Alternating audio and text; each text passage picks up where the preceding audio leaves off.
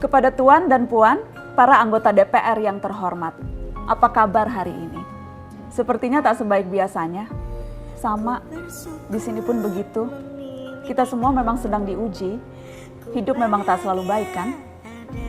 Seperti kami-kami ini, Tuan dan Puan juga mungkin lebih banyak bekerja di rumah.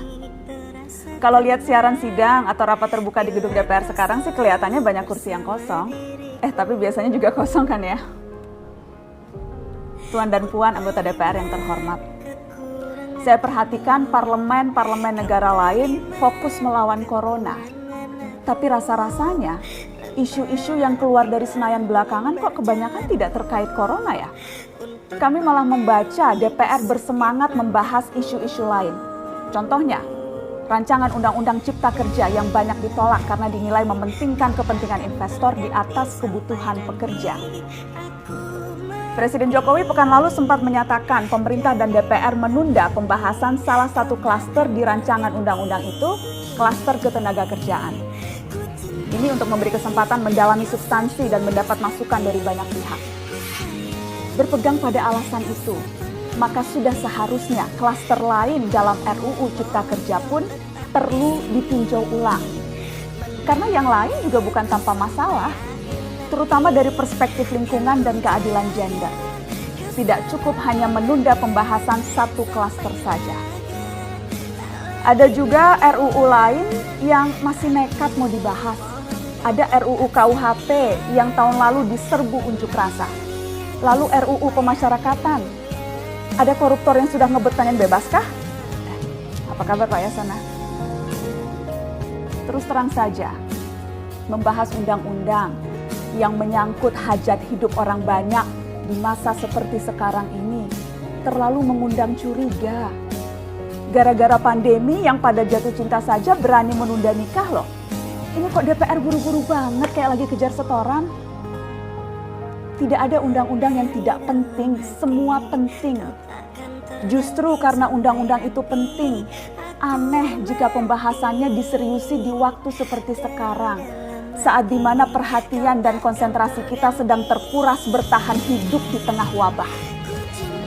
Produk hukumnya pun berpotensi cacat bila tidak memenuhi ketentuan, dan rasanya belum ada aturan pembahasan RUU secara virtual. Jika ngotot menuntaskan Omnibus Law, atau RUU KUHP, atau RUU pemasyarakatan, jangan salahkan jika ada yang menilai DPR tidak menjadikan perang melawan corona sebagai prioritas.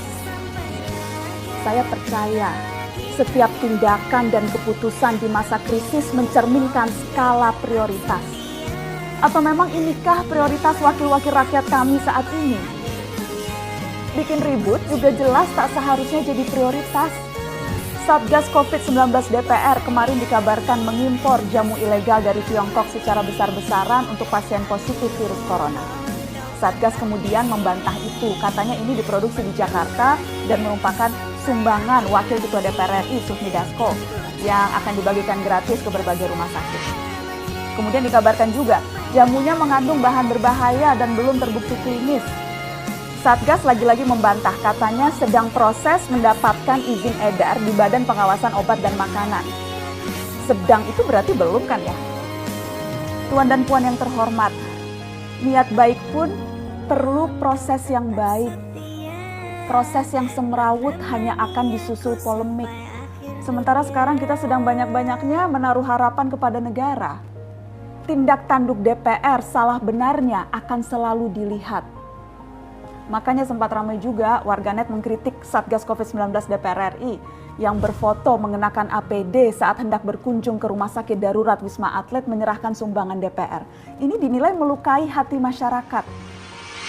Tenaga medis kita saja bertaruh nyawa benar karena kekurangan APD. Tidak ada yang meragukan jumlah sumbangan DPR. Kami yakin pasti banyak, namanya juga DPR, beli ribuan rapid test saja mampu, ngeborong jamu apalagi. Tapi ini soal rasa dan empati. Kecuali ya, kalau yang dipakai anggota DPR itu APD yang lain, alat pelindung dewan. Salam hormat dari kami yang kalian wakili.